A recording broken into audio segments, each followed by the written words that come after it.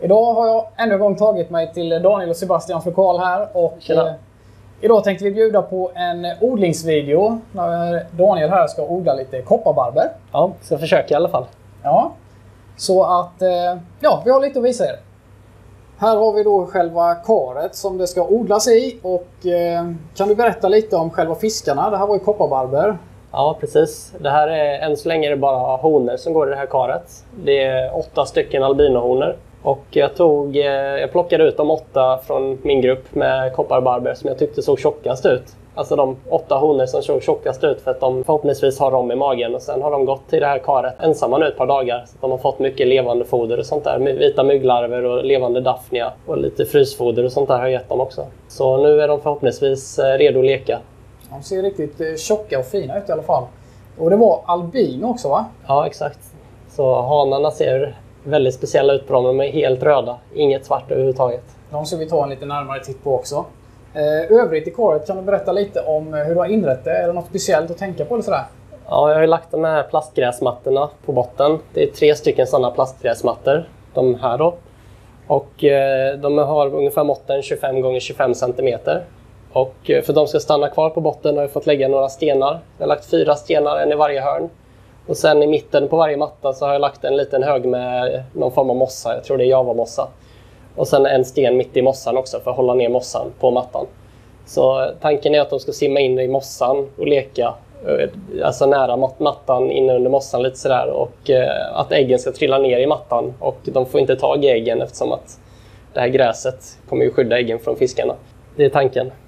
Ja, jag tycker det verkar väldigt smart faktiskt. Och smidigt. Ja, det har funkat innan. Jag har tagit en del kullar på både kopparbarb, praktbarb, zebrafisk, leopardanio. Alltså den här metoden funkar på många olika romspridare. En till grej vi ska göra innan vi släpper i hanarna är att vi ska sänka vattennivån. Vi ska tömma ungefär hälften av vattnet. Jag brukar göra det när jag ska få dem att leka. Jag tänker att det är naturligt för att många romspridande fiskar går gärna in på lite grundare vatten och leker. Så det får gärna vara lite grundare. Nu är det ungefär 30 cm vatten. Vi ska ner på ungefär 15. Ja, men vi kör väl. Så vi börjar väl här med att tömma ner då.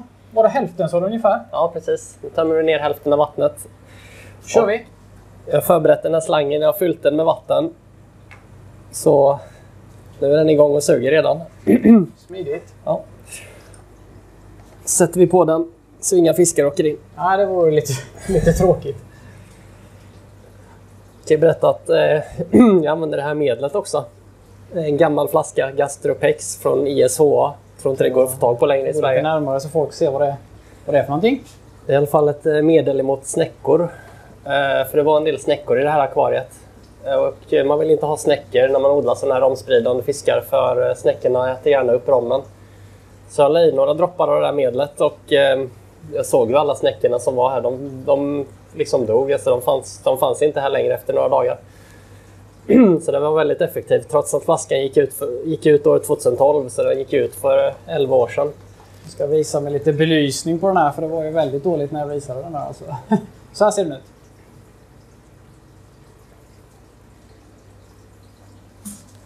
Snäckor lite sådär romätare. Ja, både snäckor och räkor. Om det hade varit något sånt här i så hade rommen blivit mat. Så nu ska du fånga lite hannar här då? Ja, precis. Nu ska vi försöka välja ut de finaste som ska få bli våra avelshanar. Vi har ju 8 stycken honor där borta. Och jag tänkte att vi slänger i kanske 5 hanar. Någonting sånt. Eller 4 hanar. Vi får se lite hur många vi får ihop som ser riktigt fina ut. Ja, men det blir spännande där. Ja. Är det något speciellt du tittar efter när du väljer ut en hanne? Egentligen mest färgerna. Jag vill ha dem så röda som möjligt. Så det är egentligen mest jag kollar så att det blir riktigt röda och fina hannar. Har du odlat upp de här hannarna själv? Eller är det något du har skaffat? Nej, det är mina yngel som har vuxit upp det här. Det är ganska många ändå. Ja, det är nog 30-40 här. Och det är första kullen egentligen med albino som jag har dragit upp. Ja, det var väl lite speciellt det där innan du fick fram albino, eller var det? Ja, det var det. Det var ju lite jobb eftersom att jag köpte dem från Glaser, men Glaser sålde bara hanar. Så jag fick ju para de här albinohanarna med vanliga honor, de som jag köpte då från Glaser. Fick para dem med helt vanliga honor och då blir det vanliga yngel. Men en del av de ynglarna blir ju bärare på albinogenen. Eller kanske alla. I alla fall. De ynglarna som växte upp där blir ju helt vanliga. Ja. Men ändå, eftersom att deras pappa då var albinos, så kunde jag plocka ut honor där och para dem med albinohanar som jag hade sedan innan. Och först efter det så började det dyka upp albinoyngel i kullarna. Okej. Och det är egentligen de albinoynglarna som jag har dratt upp nu då, så att jag har både honor och hanar som är albino. Och nu kan jag para dem med varandra igen. Så det blir lite inavel, men det går inte att göra så mycket åt det. För jag kan inte få tag i albinos som inte är besläktade med mina. Ja, okej. Ja, det kanske inte är så lätt. Nej, jag vet ingen annan som har dem. Ja, de har ju väldigt tjusig färg i alla fall om man jämför med de vanliga. De är ju riktigt, riktigt lysande alltså. Ja, de är riktigt häftiga. Ja, jag har 2 hanar i det här karet som vi ska ta med. För de här hanarna, de kommer också ifrån Glaser, men de kommer ifrån en mycket senare leverans därifrån. Så om jag har tur så kanske de inte är besläktade med mina honor. Så de 2 får följa med. Sen tog jag 3 hanar från det andra akvariet.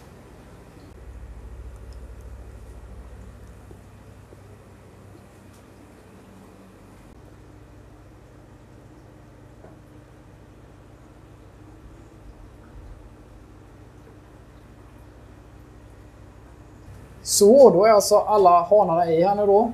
Ja, precis. Och vad händer nu, så att säga? Ja, nu tänkte jag att vi väntar, låter fiskarna vara där i 24 timmar.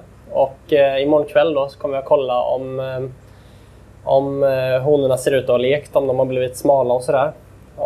Om det inte är så många som ser ut att ha lekt, då kommer jag låta dem gå ett dygn till.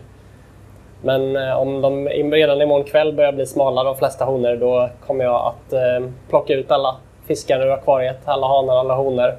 Och sen bara lägga i lite väteperoxid för att äggen inte ska mögla.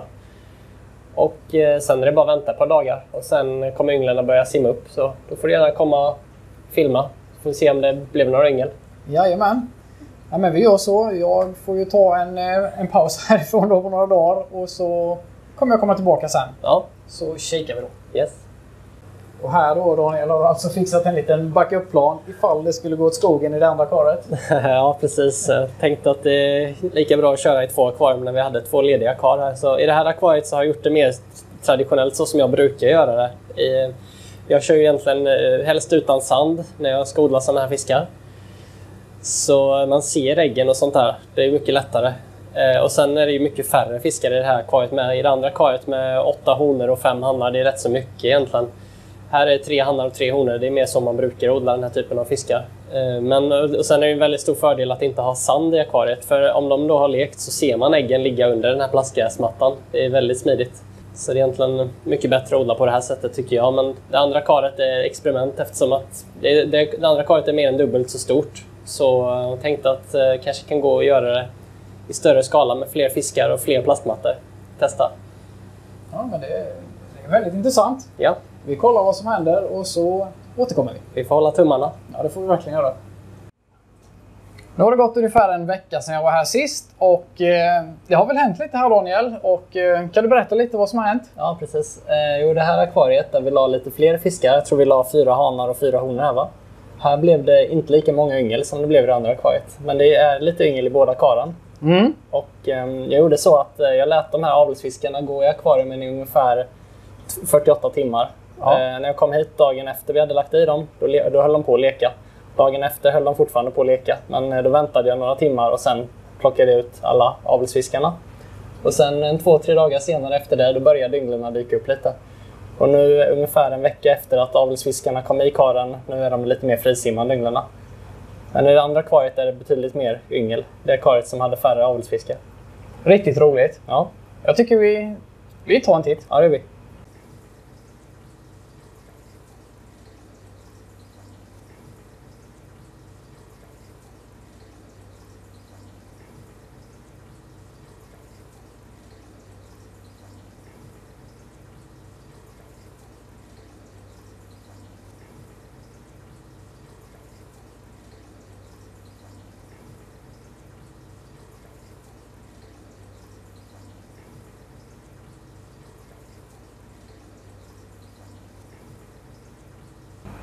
Ja, Daniel, vad matar du de här småfiskarna med egentligen? Jag kör flera olika sorters foder. Det är det som jag har ställt upp här på akvariet. Nu de första dagarna så får de den här. Det är en från JBL som heter Pronovo Bell. Det är yngelfoder i vätskeform som man droppar i akvariet. Och här är förpackningen. Man ska mata dem 3-4 gånger om dagen med det här. Droppar man i 10 droppar per 100 yngel ungefär. Okej. Så det kör jag nu i början när de är riktigt små. De är så pass små så de äter liksom inte Artemia eller sånt här, det är för stort? Nej, eller? Jag tror levande Artemia är lite stort nu i början. Men jag kör också det här lite grann, det är från Hikari First Bites. Det är typ riktigt litet pulver som jag tar typ en knivsudd och bara släpper ner på vattenytan. Det funkar också från att de är riktigt små nu. Så det är egentligen de 2 fodren jag kör nu första tiden. Sen då när de har vuxit till sig lite grann så här är lite skalade Artemia-ägg. Det behöver man inte kläcka, det är bara mata med som det är. Det brukar jag blötlägga och sen hälla ner till dem så att det kommer ner dit vart ynglen är. Yes. Ja, och sen även den här då. Det är ju Artemia-ägg som jag kläcker i kläckarna här bakom. Det får de när de har blivit ett par dagar gamla och börjar simma runt och jaga lite mer aktivt. Då kör vi med den här också, men första dagarna känns det lite för stort med nykläckt Artemia. Väldigt intressant. Ja. Och vill ni se en video hur man kläcker Artemia så lämna gärna en kommentar så ska vi se om vi inte kan fixa någonting. Ja, de här som du har i det här karet här, de ser ju lite större ut. Hur gamla är de här ungefär? De där, de är ungefär 1,5 månad gamla nu. Med 1,5 centimeter ungefär. Jag räknar med att de ska bli cellklara på kanske 4-5 månader. Då ska de vara minst 4 centimeter stora. Ja, okej, men då växer de ju relativt fort i alla fall då. Ja då. Och där har vi hur man odlar kopparbarber.